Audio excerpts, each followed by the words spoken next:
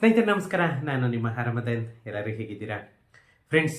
ಸ್ವಲ್ಪ busy ಶೆಡ್ಯೂಲಿಂದ almost 1 ವೀಕಿಂದನೂ ಯಾವುದೇ ವಿಡಿಯೋಸನ್ನು upload ಮಾಡಲಿಕ್ಕೆ ಆಗಿಲ್ಲ. ಅದರಿಂದ ಇವತ್ತು ಒಂದು ಸ್ವಲ್ಪ ಫ್ರೀ ಮಾಡಿಕೊಂಡು ವಿಡಿಯೋನ ಮಾಡ್ತಾ ಇದ್ದೀನಿ. ಏನಂದರೆ ಅಂತ ಮುಖ್ಯವಾದ ವಿಷಯ ಏನು ಅಂತಂದರೆ, ಇವತ್ತು ಎಲ್ಲರಿಗೂ ಒಂದು ಗುಡ್ ನ್ಯೂಸ್ ಅಂತೂ ಸಿಕ್ತು. ಯಾಕಂತಂದರೆ ರೆವಿನ್ಯೂ ಸೈಟ್ಸ್ ಬಗ್ಗೆ ಏನು ಜನ ಕಾತುರದಿಂದ ಕಾಯ್ತಾ ಇದ್ರಿ, ಅದೆಲ್ಲಕ್ಕೂ ಕೂಡ ಒಂದು ಪೊಲೀಸ್ ಸ್ಟಾಪ್ ಅನ್ನೋದು ಸಿಕ್ತು. ಇವತ್ತು ಇನ್ನೂ ಒಂದು ಗೊಂದಲ ಅನ್ನೋದು ಸ್ಟಾರ್ಟ್ ಆಗಿದೆ. ಯಾಕಂತಂದರೆ ಈ ಯೂಟ್ಯೂಬರ್ಗಳೆಲ್ಲನೂ ಎಷ್ಟು ಮಿಸ್ಗೈಡ್ ಮಾಡ್ತಾ ಇದ್ದಾರೆ ಅಂತಂದರೆ ನೋಡ್ತಾ ಇದ್ರೇನೆ. ಯಾಕಂದರೆ ಸುಮಾರು ಜನ ಸುಮಾರು ಲಿಂಕ್ಗಳೆಲ್ಲನೂ ಕಳಿಸ್ತಾ ಇದ್ರಿ. ಅದನ್ನು ನಾನು ಕೂಡ ಅಬ್ಸರ್ವ್ ಮಾಡಿದೆ. ಅದ್ರ ಬಗ್ಗೆನೇ ಹೇಳೋಣ ಅಂತಂದೇಳಿ ಈ ವಿಡಿಯೋ ಮಾಡ್ತಾ ಇದ್ದೀನಿ. ಏನು ನಮ್ಮ ಕರ್ನಾಟಕ ಸರ್ಕಾರ ಇವತ್ತು ಒಂದು ರೆವಿನ್ಯೂ ಸೈಟ್ಸ್ ನಮ್ಮ ಕರ್ನಾಟಕ ರಾಜ್ಯದಲ್ಲಿ ಏನು ಬ್ಯಾಲೆನ್ಸ್ ಇದೆ, ಹತ್ತತ್ರ 95 ಲಕ್ಷದಿಂದ 1 ಕೋಟಿ ಪ್ರಾಪರ್ಟಿ ಪೆಂಡಿಂಗ್ ಏನಿದೆ, ಅದೆಲ್ಲದಕ್ಕೂ ಕೂಡ ಒಂದು ಸಕ್ರಮ ಅಂತ ಮಾಡಬೇಕು. ಒಂದು ತೆರಿಗೆ ವ್ಯಾಪ್ತಿಗೆ ಅದನ್ನು ತಗೊಳ್ಬೇಕು, ಕಂದಾಯ ರಹಿತರ ಪ್ರಾಪರ್ಟಿನ ಮಾಡಬೇಕು ಅಂತ ಹೇಳಿಬಿಟ್ಟು ಏನು ಇವಾಗ ಈ ಸ್ವತ್ತು ಅನ್ನೋ ಒಂದು ವೆಬ್ಸೈಟನ್ನು ಅಪ್ಗ್ರೇಡ್ ಮಾಡಿ ಇವಾಗ ಅನೌನ್ಸ್ ಮಾಡಿದ್ದಾರೆ. ಅದ್ರ ಬಗ್ಗೆ ನಿಮಗೆಲ್ಲನೂ ಗೊತ್ತೇ ಇದೆ.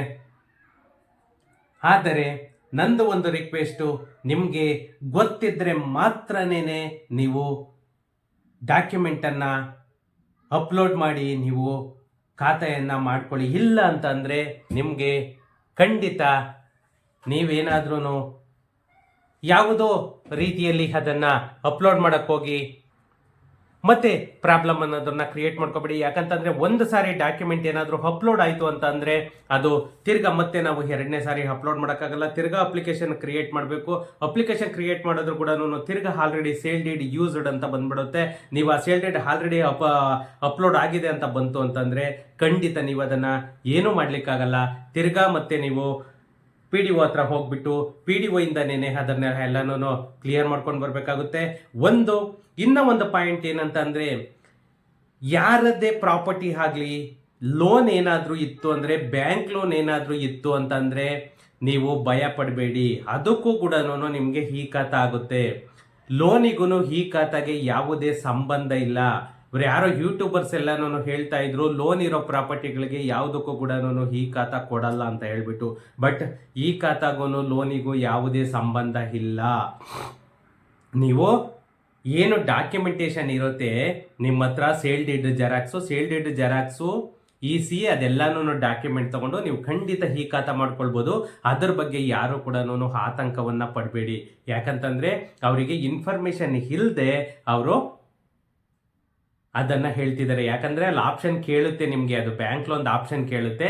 ನಾವು ಆ ಬ್ಯಾಂಕ್ ಲೋನ್ ಹಾಕ್ಬಿಟ್ಟೇನೆ ನಾವು ಈ ಖಾತಾ ಬೇಕಾದರೆ ಮಾಡ್ಕೊಳ್ಬೋದು. ಅಥವಾ ಹೈಡ್ ಮಾಡಿ ಕೂಡ ನಾವು ಈ ಖಾತಾವನ್ನು ಮಾಡ್ಕೊಳ್ಬೋದು. ಇದೆಲ್ಲನೂ ಆಪ್ಷನ್ ಇದೆ. ಆಪ್ಷನ್ ಗೊತ್ತಿರಬೇಕು. ಅದಕ್ಕೋಸ್ಕರನೇ ನಾನು ಹೇಳ್ತಿರೋದು, ನಿಮಗೆ ಗೊತ್ತಿದ್ರೆ ಮಾತ್ರನೇ ನೀವು ಈ ಖಾತಾವನ್ನು ಅಪ್ಲೋಡ್ ಮಾಡಿ. BBMP ಆಗ್ಬೋದು ಅಥವಾ ರೆವೆನ್ಯೂ ಆಗ್ಬೋದು, ಯಾವುದೇ ಆಗಿರಲಿ. ಯಾಕಂದರೆ BBMPಯಲ್ಲಿ ನಿಮಗೆ ಈಸಿಯಾಗಿ ಡಾಕ್ಯುಮೆಂಟೇಶನ್ ಅಪ್ಲೋಡ್ ಆಗುತ್ತೆ.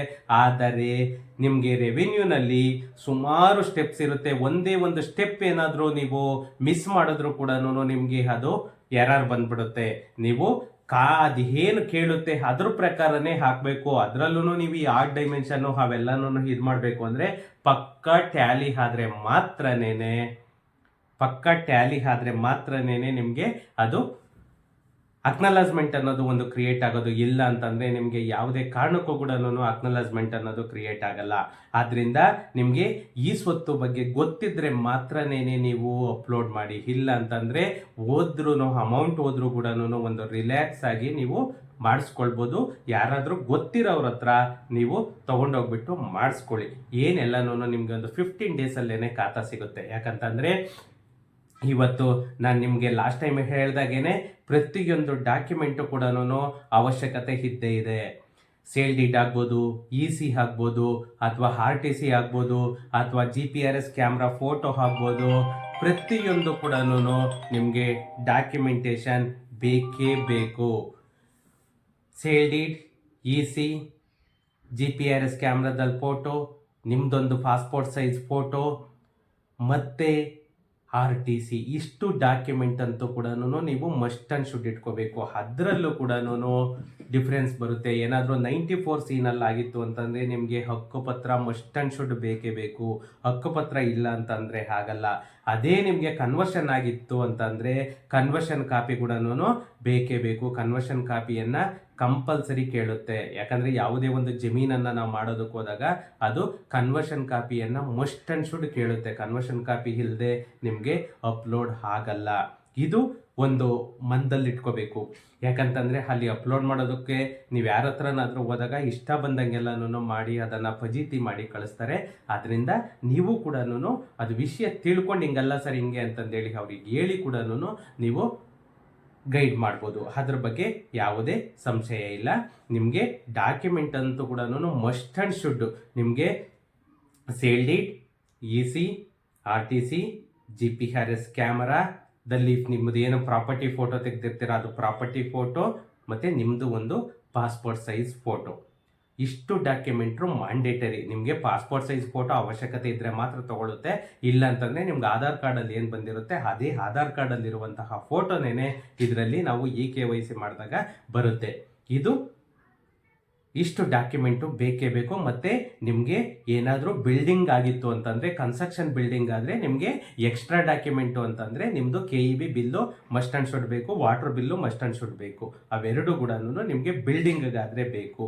ಮತ್ತು ಎಷ್ಟು ಚದರ ಬಿಲ್ಟಪ್ ಆಗಿದೆ ಎಲ್ಲ ಇನ್ಫಾರ್ಮೇಷನ್ನು ಕೂಡ ನೀವು ಇಟ್ಕೊಂಡಿರಬೇಕು. ಯಾಕಂತಂದರೆ ನಿಮ್ಗೆ ಅದು ಪ್ಲಿಂತ್ ಏರಿಯಾ ಎಷ್ಟಿದೆ, ಬಿಲ್ಟಪ್ ಏರಿಯಾ ಎಷ್ಟಿದೆ, ಸೈಟ್ ಏರಿಯಾ ಎಷ್ಟಿದೆ, ಮತ್ತು ನೀವೇನು ಗ್ರಾನೈಟ್ ಯೂಸ್ ಮಾಡಿದ್ದೀರಾ, ಮಾರ್ಬಲ್ ಯೂಸ್ ಮಾಡಿದ್ದೀರಾ, ಮತ್ತು ಟೀಕ್ ಏನಾದರೂ ಯೂಸ್ ಮಾಡಿದ್ದೀರಾ, ಅಥವಾ ಇದು ಕಾಡು ಮರಗಳನ್ನೇನಾದರೂ ಯೂಸ್ ಮಾಡಿದ್ದೀರಾ, ಪ್ರತಿಯೊಂದು ಆಪ್ಷನ್ನು ಕೂಡ ಸಿಗುತ್ತೆ. ಮತ್ತು ಏನಾದರೂ ಗ್ರಾಂಟೆಡ್ ಪ್ರಾಪರ್ಟಿ ಅಥವಾ ಆಶ್ರಯ ಯೋಜನೆ ಪ್ರಾಪರ್ಟಿಗಳಾದರೆ ನಿಮಗೆ ಹಕ್ಕುಪತ್ರ ಮಸ್ಟ್ ಆ್ಯಂಡ್ ಶುಡ್ ಬೇಕೇ ಬೇಕು. ಹಕ್ಕುಪತ್ರ ಇಲ್ಲದೆ ನಿಮಗೆ ಒಂದು ಡಾಕ್ಯುಮೆಂಟ್ ಅಪ್ಲೋಡ್ ಮಾಡೋದಕ್ಕೆ ಆಗಲ್ಲ. ಹಕ್ಕುಪತ್ರ ಇರಲೇಬೇಕು.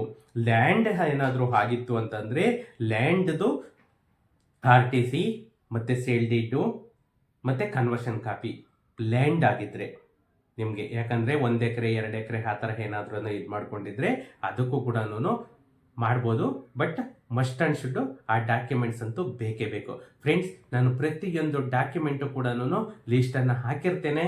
ನಿಮಗೆ ಯಾರಿಗೆಲ್ಲನೂ ಈ ಖಾತಾ ಬೇಕು ಥ್ರೋಟ್ ಕರ್ನಾಟಕ ಮತ್ತು Bengaluru urban limit, Bengaluru rural limit ಅಥವಾ ಯಾವುದೇ ಡಿಸ್ಟಿಕ್ ಆಗಿರಲಿ ಈ ಖಾತಾವನ್ನು ನಮ್ಮ ಆಫೀಸ್ ಕಡೆಯಿಂದ ಮಾಡಿಕೊಡ್ತೇವೆ. ಅದಕ್ಕೆ ನಿಮಗೆ ನಾಮಿನಲ್ ಚಾರ್ಜಸ್ ಇರುತ್ತೆ. ಆ ಚಾರ್ಜನ್ನು ನೀವು ಬೇರ್ ಮಾಡಬೇಕಾಗುತ್ತೆ. ನಿಮಗೆ ಇಲ್ಲಿಂದಲೇ ಬೆಂಗಳೂರಿಂದಲೇ ಮಲ್ಲೇಶ್ವರಮಲ್ಲಿ ನಮ್ಮ ಆಫೀಸ್ ಇದೆ. ಆಫೀಸ್ ಹತ್ರ ನೀವು ಡಾಕ್ಯುಮೆಂಟ್ಸ್ ಎಲ್ಲ ತೊಗೊಂಡು ಬರ್ಬೋದು. ಅಥವಾ ನೀವು ಸ್ಕ್ಯಾನ್ ಮಾಡಿ ಕಳಿಸಿದ್ರು ಕೂಡ ನಾವು ಪ್ರಾಸೆಸನ್ನು ಮಾಡಿ ಕೊಡ್ತೇವೆ. ಯಾಕಂತಂದರೆ ಎಷ್ಟೋ ಜನಕ್ಕೆ ಅದ್ರ ಬಗ್ಗೆ ಗೊತ್ತಿರಲ್ಲ. ಅದರಿಂದ ನೀವಿಷ್ಟು ಡಾಕ್ಯುಮೆಂಟು ನಿಮ್ಮದು ಎಲ್ಲೇ ಇರಲಿ, ಯಾವುದೇ ತಾಲೂಕು ಆಗ್ಬೋದು, ಯಾವುದೇ ಡಿಸ್ಟಿಕ್ ಆಗ್ಬೋದು, ನಮ್ಮ ಕರ್ನಾಟಕ ಸ್ಟೇಟಲ್ಲಿ ಎಲ್ಲೇ ಇದ್ದರೂ ಕೂಡ ಇಷ್ಟು ಡಾಕ್ಯುಮೆಂಟನ್ನು ನೀವು ರೆಡಿ ಇಟ್ಕೊಂಡು ಫೋನನ್ನು ಮಾಡಿ. ಯಾಕಂತಂದರೆ ಯಾರಿಗೆ ಅವಶ್ಯಕತೆ ಇದೆ ಅವರು ಮಾತ್ರನೇ ಫೋನ್ ಮಾಡಿ. ಸುಮ್ಮನೆ ಅನ್ವಾಂಟೆಡ್ಡಾಗೆಲ್ಲನೂ ಫೋನ್ ಮಾಡಿ ಡಿಸ್ಟರ್ಬ್ ಮಾಡಬೇಡಿ. ಯಾಕಂತಂದರೆ ನಮಗೂ ಕೂಡ ಒಂದು ಟೈಮ್ ಅನ್ನೋದು ಒಂದು ವ್ಯಾಲ್ಯೂಯೇಬಲ್ ಆಗಿರುತ್ತೆ. ಆದ್ದರಿಂದ ನಿಮಗೆ ಸುಮ್ಮನೆ ಈ ಕಾಲ್ ಮಾಡ್ತೀರಾ, ಸುಮ್ಮನೆ ಕಾಲ್ ಮಾಡ್ತೀರಾ. ಸೀರಿಯಸ್ ಆಗಿ ನಿಮಗೆ ಅವಶ್ಯಕತೆ ಇದ್ದರೆ ಕಾಲ್ ಮಾಡಿ.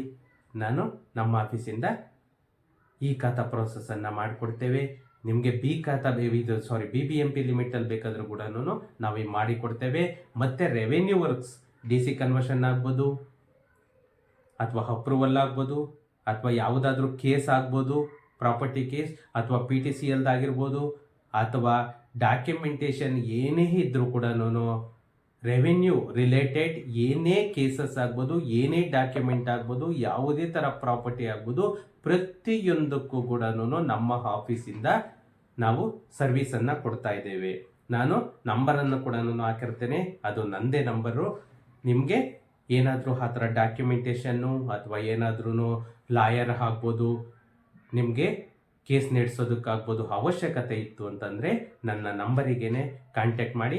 ನಾನು ಗೂಗಲ್ ಮ್ಯಾಪನ್ನು ಕೂಡ ಡಿಸ್ಕ್ರಿಪ್ಷನಲ್ಲಿ ಹಾಕಿರ್ತೀನಿ. ನಮ್ಮ ಆಫೀಸ್ ಅಡ್ರೆಸ್ಸು ಕೂಡ ನಾನು ಡಿಸ್ಕ್ರಿಪ್ಷನಲ್ಲಿ ಹಾಕಿರ್ತೀನಿ. ನಿಮಗೆ ಅವಶ್ಯಕತೆ ಇತ್ತು ಅಂತಂದರೆ ನನ್ನ ನಂಬರಿಗೆ ಕಾಲ್ ಮಾಡಿ. ಓಕೆ ಫ್ರೆಂಡ್ಸ್, ಸಿಗೋಣ ನೆಕ್ಸ್ಟ್ ವಿಡಿಯೋದಲ್ಲಿ. Thank you.